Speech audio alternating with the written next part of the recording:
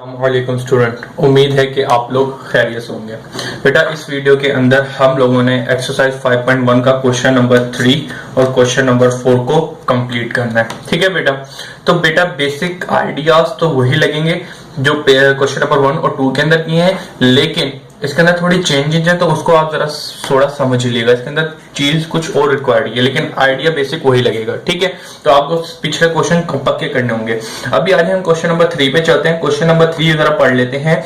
कह रहा है determine the point on the curve. बेटा आपको पता है कि एक कर्व है और ये इसके सर्कमफेरेंस से टच करते हुए जा रहा है, तो ये जो पॉइंट है, ये टेंजेंट होता है। जो लाइन टच करते हुए जा रही है इसको टेंजेंट कहते हैं। अब ये जो पॉइंट होता है, ठीक है, ये जो पॉइंट है ये पॉइंट एक्स और वाई होता है। ठीक है, ये पॉइंट हमें मालूम करना है। इस क्वेश्चन नंबर 3 और क्वेश्चन नंबर 4 दोनों के अंदर एक ही बात करनी है कि पहले हमें ये वाला पॉइंट दिया जाता था, ये वाला पॉइंट मालूम करना है, लेकिन सारे बेसिक कॉन्सेप्ट वही रहेंगे कि इक्वेशन दी हुई इक्वेशन का डेरिवेटिव लेंगे तो वो स्लोप के बराबर आ जाता है, उसकी मदद से हम करेंगे। ठीक है, चले आज स्टार्ट करते हैं। Determine the point of the curve. तो भाई गिवन क्या है, रिक्वायर्ड बोला हुआ है। रिक्वायर्ड मुझे कहा है पॉइंट। ठीक है, पॉइंट क्या होता है आपको पता है, ये होता है हमेशा, तो x और y इसको कह देते हैं। ठीक है बेटा, फिर मुझे क्या कह रहा है कि of the curve and the given equation दी हुई। ठीक है, इस इक्वेशन को मैं सबसे एंड में रखता हूं क्योंकि मुझे इसका सोल्यूशन करना है तो आगे लंबा जाएगा, तो उसके बाद इस बात को मैं बाद में नोट करता हूं।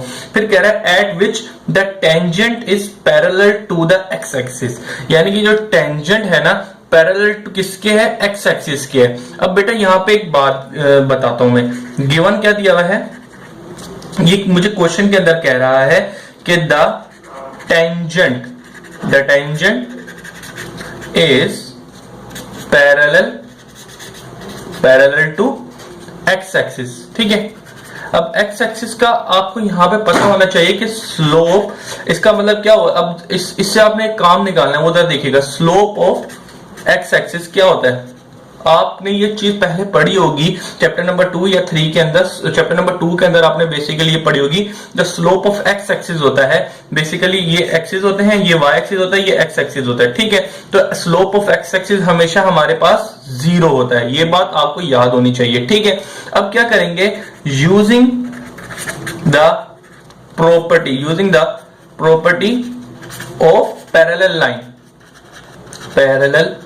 लाइन। बेटा पैरेलल लाइन की क्या कंडीशन होती है कि एक लाइन अगर दूसरी लाइन के पैरेलल हो तो जो स्लोप एक लाइन का होगा वही स्लोप दूसरी लाइन का होगा। जिस तरीके से हमें क्वेश्चन में बताया गया है कि भाई स्लोप ऑफ एक्स एक्सिस 0 है, तो स्लोप ऑफ टेंजेंट क्या होगा, हमारे पास 0 ही होगा। तो लिहाजा स्लोप ऑफ टेंजेंट जो है वो मैं लिख लेता हूं, स्लोप ऑफ टेंजेंट।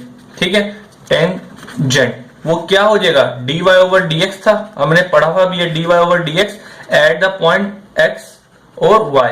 ये क्या हो जाएगा, क्योंकि इसका स्लोप जो है वही स्लोप इसका हो जाएगा using the property of parallel lines.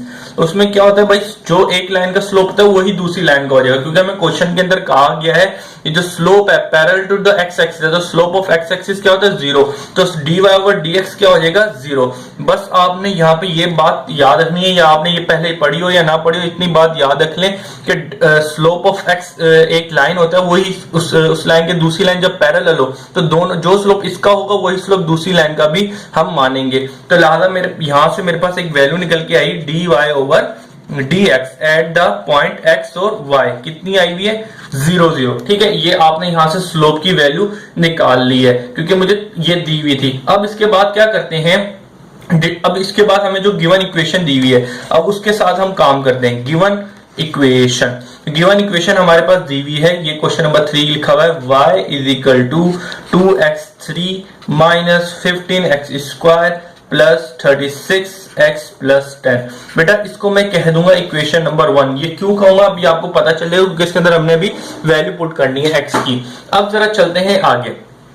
आपको यहाँ पे डेरिवेटिव लेना होता था, इक्वेशन जो देती थी हम डेरिवेटिव, तो डेरिवेटिव जरा ले लेते हैं। dy ओवर dx यहाँ पे ले लिया और डेरिवेटिव इसके पास आगे हर किसी के पास अलग अलग में ले लेता हूं। तो जरा देखिएगा 2 मेरे पास बाहर आ जाएगा, डेरिवेटिव जो मैं बेसिकली लूंगा वो एक्स क्यूब के साथ आएगा, माइनस 15 बाहर आ जाएगा, डेरिवेटिव जो मैं लूंगा वो एक्स स्क्वायर के साथ लूंगा, प्लस 36 बाहर आ जाएगा और डेरिवेटिव जो मैं लूंगा वो एक्स के साथ आ जाएगा, प्लस डेरिवेटिव 10 के साथ आ जाएगा। ठीक है, मुझे इक्वेशन 1 के साथ डेरिवेटिव लेना था, वो मैंने डेरिवेटिव ले लिया, तो dy ओवर dx, ठीक है, आ गया। अब जरा इसका डेरिवेटिव लेंगे तो 3 नीचे आ जाएगा, 2 में से 1 कम कर दूंगा तो 3 टू द 6 x स्क्वायर आ गया, माइनस अब जरा इसका लेंगे 2 5 30 और x आ जाएगा, 2 में से 1 कम करेंगे ये। अब यहाँ पे क्या आएगा, x का डेरिवेटिव 1 मल्टीप्लाई बाय 36 तो 36 हो जाएगा। तो 10 का डेरिवेटिव 0 आता है, तो मैं चलें लिख देता हूँ 0। अब थोड़ा इसको सीधा करके लिख देते हैं, dy over dx is equal to 6x square minus 30x plus 36। अब बेटा आपको पता है कि यहां पर ये किसके बराबर है, ये स्लोप के बराबर है, तो लिहाजा आपको यहां पे वैल्यू दी हुई है, ये आपने वैल्यू निकाली थी गिवन कंडीशन से, dy over dx at the point dy over dx, ठीक है, एट द पॉइंट x और y, ये किसके बराबर होती है, 0 के बराबर हमें दिया हुआ है यहाँ पे, तो लिहाजा हम यहाँ पे ये 0 पुट कर देंगे। तो ये मैंने 0 पुट कर दिया, is equal to 30x square minus 30x plus 36, ठीक है। अब जरा देखिएगा, आपको इसको थोड़ा सीधा करके लिख दें, बस इस तरह करके, ये 6x square minus 30x plus 36 is equal to 0, ठीक है बेटा। ये जो 0 था मैंने इसका कर दिया क्योंकि ये क्वाड्रेटिक इक्वेशन बन जाएगी, इसका मुझे अभी सोल्यूशन करना है, ठीक है। तो बेटा अभी क्या है, इसके अंदर 6 आ रहा है कॉमन, तो मैं 6 कॉमन लूंगा, ठीक है। ये 6 मैंने कॉमन लिया तो यहाँ पे मेरे पास स्क्वायर बचा, इधर से 6 कॉमन लिया तो मेरे पास यहाँ पे 6 5 30 आ रहा था, और यहाँ पे मेरे पास प्लस 6 बच गया, इज इक्वल टू 0। तो ये मल्टीप्लाई और जाके डिवाइड हो जाएगा, तो यहाँ पे मेरे पास सिंपल क्या आया, 5x plus 6 is equal to 0, ठीक है। अब इसका क्वाड्रेटिक इक्वेशन से सोल्व करेंगे तो 6 1 इसके अंदर क्या आ रहा था, 6 कॉमन आ रहा था हर किसी के अंदर, तो लिहाजा मैंने क्या किया, 6 कॉमन ले लिया, तो 6 यहां से कॉमन लिया 1, 6 यहां से कॉमन लिया तो मेरे पास 30 के अंदर से डिवाइड किया तो 5 आया, और 6 यहां से कॉमन लिया तो मेरे पास 6 बचा। अब मैंने क्या किया, ये मल्टीप्लाई और इधर आके डिवाइड कर दिया, तो 6 जाके इधर 0 हो जाएगा, तो x square minus 5x plus 6 मेरे पास बचेगा और इज इक्वल टू 0। अब बेटा मैं इसको क्या करूंगा, मुझे x की वैल्यू यहां से निकालनी है, तो इसके लिए मैं यहां पर मिडल टर्म ब्रेक करूंगा इसको, ठीक है। तो मिडल टर्म ब्रेक करने का तरीका होता है, 6 यहाँ पे 1 है तो 6 1 6, तो 6 को मैंने 2 से डिवाइड किया तो मेरे पास 3 आया और 2 आ गया, तो -2 और -3 करूंगा तो मेरे पास -5 आ जाएगा, तो लिहाजा मैंने इन दोनों की फॉर्म में इसको ब्रेक कर दिया है। अब मैं आगे क्या करने जा रहा हूं, अब इनके अंदर कॉमन देखेंगे, इसके अंदर ब्रेक कर दिया, ब्रेक करने के बाद इनके अंदर देखिएगा कॉमन क्या आ रहा है, x कॉमन आ रहा है, तो x कॉमन लिया तो मेरे पास यहाँ पे क्या बचा, x 2 में से 1 चला गया तो x बचा, और यहाँ पे 3 का 3 रहा, x बाहर चला गया। इसी तरीके से यहाँ पे क्या कॉमन आ रहा है, यहाँ पे मेरे पास 2 कॉमन आ रहा है, -2 कॉमन ले लिया, तो बेटा आपको पता है ये जो 2 था ये बाहर चला गया, ये प्लस का था तो माइनस का, क्योंकि बाहर माइनस कॉमन ले लिया तो अंदर के साइन चेंज हो जाएगा, और 2 में 6 में से 2 चले जाएंगे तो मेरे पास 3 बच जाएगा, इज इक्वल टू 0। इस तरीके से आप देखिएगा कि हम लोग क्या करते हैं, जो ये 2 ब्रैकेट होते हैं उनको एक बार लिख देते हैं, और उसके बाद ये जो बचा x माइनस 2 इसको लिख देते हैं। अब आइदर और की कंडीशन लगाते हैं और आगे कंटिन्यू करते हैं। आइदर और ठीक है, और की कंडीशन, तो यहाँ पे x minus 3 is equal to 0 आया और x minus 2 is equal to 0 आया, x minus 2 is equal to 0। तो यहां से x की वैल्यू निकाली तो मेरे पास क्या आई 3, और यहां से x की वैल्यू निकाली तो मेरे पास आई 2। तो बेटा आपको एक बात याद होनी चाहिए कि आपको क्वेश्चन रिक्वायर्ड क्या था, x और y की वैल्यू मालूम करनी थी ना, तो लिहाजा x की तो वैल्यू निकालनी है आपने, अब आपको y की भी वैल्यू निकालनी होगी, तो आपकी y की वैल्यू निकालने के लिए आपने क्या करना होगा, जो गिवन क्वेश्चन दिया था उसको आपने याद है कि आपने इक्वेशन नंबर 1 कहा था, ठीक है। तो लिहाजा आप क्या करेंगे कि ये जो पुट इन इक्वेशन 1, इधर भी इक्वेशन 1 में पुट करेंगे और ये भी x की वैल्यू कहां पे पुट करेंगे, पुट इन इक्वेशन 1। क्यों पुट करेंगे, यहां से आपको y की वैल्यू मालूम करनी है। चलें जी आई पुट करते हैं, तो अगर आप लोग देखिएगा ये पूरी x की वैल्यू y की वैल्यू इक्वेशन 1 है, तो इसके अंदर मैं पुट करता हूं x की वैल्यू 2, x की वैल्यू के ऊपर 3 है तो 3 का cube minus 15 3x square plus 36 और 3 प्लस 10, ठीक है बेटा। उम्मीद है ये चीज आपकी क्लियर हो गई होगी। और यहाँ पे इसको सिंपलीफाई करते हैं हम लोग, तो x की वैल्यू क्या आएगी मेरे पास, जरा देख लेते हैं अभी। अच्छा जी स्टूडेंट, जब आपने इक्वेशन 1 के अंदर x की वैल्यू पुट करी, जहां जहां x है वहां 3 पुट कर दिया, क्योंकि यहाँ पे 3 पुट करना था, तो आप इसको सिंपलीफाई कीजिएगा अपने कैलकुलेटर के अंदर और डायरेक्ट आंसर निकालिएगा, तो देखिएगा आपका 37 आ जाएगा, ठीक है बेटा। तो आपने आपका जो एक पॉइंट था, ठीक है, जो पॉइंट मालूम करना था वो क्या था, x और y। तो एक x की वैल्यू निकाली आपने, क्या है 3, और y की वैल्यू है 37। एक पॉइंट तो ये बन गया। और इसी तरीके से यहां पे भी आपने यही चीज करनी है। तो जरा पुट करते हैं भाई, x की वैल्यू पुट करनी थी इक्वेशन 1, तो इक्वेशन 1 तो यही रही। अब जहां जहां पे आपके पास x है वहां पे आपने क्या पुट करना है, 2 पुट करना है। तो पुट कर देते हैं 2x की जगह 2 आएगा, cube minus 15 2x square plus 36 2 और प्लस 10।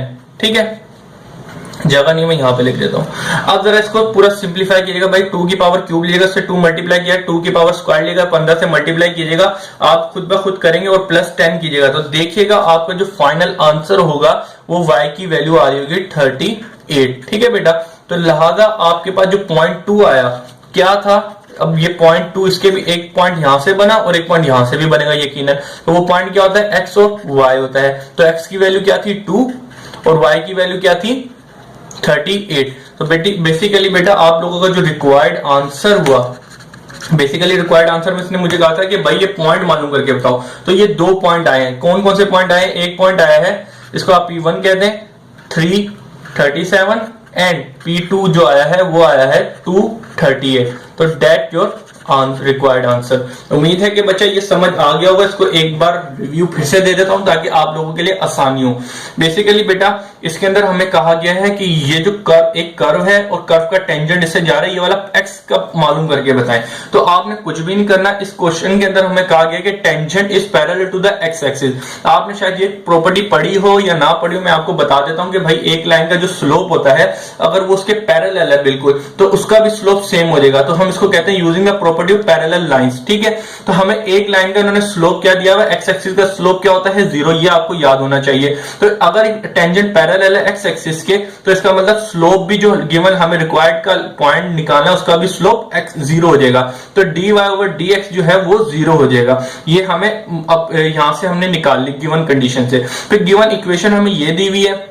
अब इसको गिवन जो क्वेश्चन था, अब इसके ऊपर क्या लेंगे, इसका डेरिवेटिव लेंगे। इसका डेरिवेटिव जब हमने लिया तो dy ओवर dx बन जाएगा। तो dy ओवर dx हमें पता है 0 के बराबर, क्योंकि हमें दिया गया है क्वेश्चन के अंदर। इसके हमने रखने के बाद क्वाड्रेटिक इक्वेशन लगी। क्वाड्रेटिक इक्वेशन को सोल्व करते करते हमारे पास क्वाड्रेटिक इक्वेशन सोल्व की तो x की वैल्यू हमारे पास 2 आ गई। तो अब इन x की वैल्यू को हम गिवन क्वेश्चन नंबर 1 के अंदर पुट करके वहां से y की वैल्यू निकालेंगे। बेसिकली x और y की वैल्यू ही हमारी रिक्वायर्ड आंसर है। यहाँ पे क्वाड्रेटिक इक्वेशन थी तो लिहाजा x की 2 वैल्यू आई है, तो y की भी 2 वैल्यू बनेंगी। और इस तरीके से हमारे पास 2 आंसर 2 पॉइंट भी बन गए। तो आंसर ही हमें 2 पॉइंट देना था उनको, तो हमने 2 पॉइंट निकाल के ये हमारा आंसर है। अब हम अपने एक्सरसाइज 5.1 का क्वेश्चन नंबर 4 करने जा रहे हैं। ये बिल्कुल क्वेश्चन नंबर 3 की तरह है, बल्कि उससे ज्यादा आसान है। तो लिहाजा इसको मैंने पहले ही लिख लिया है, लेकिन समझा रहा हूं आपको। तो सबसे पहले हम क्वेश्चन नंबर 4 पढ़ लेते हैं। आपकी बुक के अंदर जो लिखा है, इसमें कह रहा है find the coordinate of the point. Coordinates मालूम करने, यानी कि पॉइंट जो था, इसमें भी वही बात कर रहा है। एक कर्व है, कर्व से एक लाइन जो जा रही है इसको टच करते हुए टेंजेंट, ये जो पॉइंट है एक्स और वाई, ये मालूम करके बताएं। ठीक है, तो फिर क्या कह रहा है, ये पॉइंट लिखा हुआ है where the tangent is curve. ये टेंजेंट का जो कर्व है उसकी हमें एक इक्वेशन दे दी गई जो मैंने यहां पे लिख ली है, is parallel to the y axis. तो बेटा हमें पीछे क्या दिया था, एक्स एक्सिस के पैरेलल है, और इस क्वेश्चन में कहा गया वाई एक्सिस के पैरेलल है। ठीक है बेटा, तो लिहाजा आपको यहाँ पे क्या, tangent is parallel to the y axis. तो आपको स्लोप ऑफ वाई एक्सिस क्या है, स्लोप ऑफ वाई एक्सिस 1/0 होता है। ये बात आपको याद होनी चाहिए। ठीक है, तो वाई, और यकीनन ये आपने पिछले प्रीवियस चैप्टरों में भी पढ़ी होगी। चैप्टर नंबर 2 के अंदर ये कॉन्सेप्ट दिया गया है। तो स्लोप ऑफ वाई एक्सिस क्या होता है, 1/0। अब दूसरी बात आते हैं, यहां पे मैं लिख देता हूं using the property of parallel line की। ठीक है, यहां पे using the property of parallel line क्या होता है भाई, एक लाइन दूसरी लाइन के पैरेलल है तो दोनों के स्लोप सेम हो जाएंगे। तो लिहाजा y एक्सिस का स्लोप 1/0 है, तो जो line slope of x axis है यानी कि dy ओवर dx है, वो भी 1/0 हो जाएंगे। ठीक है, ये वाली बात हमने पहले भी की थी तो अभी भी करनी है। अब इसके बाद आते हैं given equation. Given equation question number 4 की मुझे ये दी हुई बड़ी छोटी सी दी है, तो ये मैंने लिख ली y² = 4x। तो बेटा सबसे पहले हम यहाँ पे क्या करते हैं, डेरिवेटिव लेते हैं। तो डेरिवेटिव लेने का सबसे डेरिवेटिव जो है बेसिक पावर नीचे आगे 2 कम कर देंगे।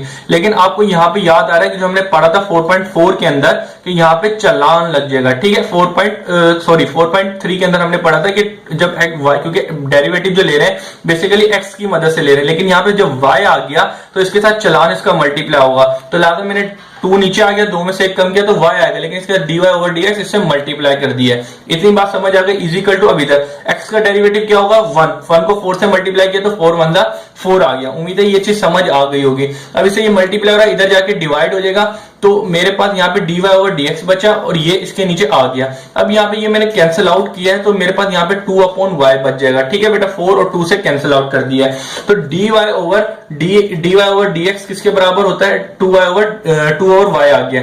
आपको एक बात पता होगी कि dy ओवर dx किसके बराबर होता है 1 ओवर 0, क्योंकि ये स्लोप होता है, तो लिहाजा dy ओवर dx की जगह मैं 1 ओवर 0 पुट कर दूंगा, तो dy ओवर dx की जगह मैंने 1 ओवर 0 पुट कर दिया, ये 2y ओवर 2x रह गया। अब यहां से मैं y की वैल्यू निकालूंगा, तो बेटा ये डिवाइड हो रहा है, जाके y मल्टीप्लाई किया y और 0 को 2 से मल्टीप्लाई किया 0, इस तरीके से मेरे पास y की वैल्यू निकल के आ गई। अब ये y की वैल्यू मैं इक्वेशन 1 के अंदर पुट कर दूंगा, पुट इन इक्वेशन 1। तो बेटा इक्वेशन 1 मेरे पास ये दी हुई थी, इक्वेशन 1 बेसिकली जो हमारा क्वेश्चन होता है उसी को हम इक्वेशन नंबर 1 कह देते थे। तो बेटा ये इक्वेशन 1 है, इस इक्वेशन के अंदर मैंने जो y की वैल्यू थी वो पुट कर दी है। तो y की वैल्यू क्या है, ये इक्वेशन लिखी है, इसके अंदर मैंने y की जगह 0 लिख दिया और x की वैल्यू निकालनी है। तो बेटा y का स्क्वायर करूंगा, 0 का स्क्वायर करूंगा तो 0 ही आएगा, ठीक है। और 0 का स्क्वायर करूंगा 0 आया। अब ये 4 इससे क्या हो रहा है मल्टीप्लाई हो रहा है, तो 0 से मैं इधर जाके डिवाइड कर दूं तो x की वैल्यू मेरे पास क्या आएगी 0। तो जरा देखिएगा मैंने ये 4 को 0 से डिवाइड कर दिया है, तो मेरे पास आंसर x की वैल्यू क्या आई है 0। तो रिक्वायर्ड आंसर इन्होंने क्या था कहा था, ये x जो पॉइंट x और y ये मालूम करके बताओ। तो हमने मालूम कर लिया x और y दोनों की वैल्यू निकाली है, क्या आई है 0 0 आई है। तो आपका रिक्वायर्ड आंसर भी यही है। अल्लाह हाफिज।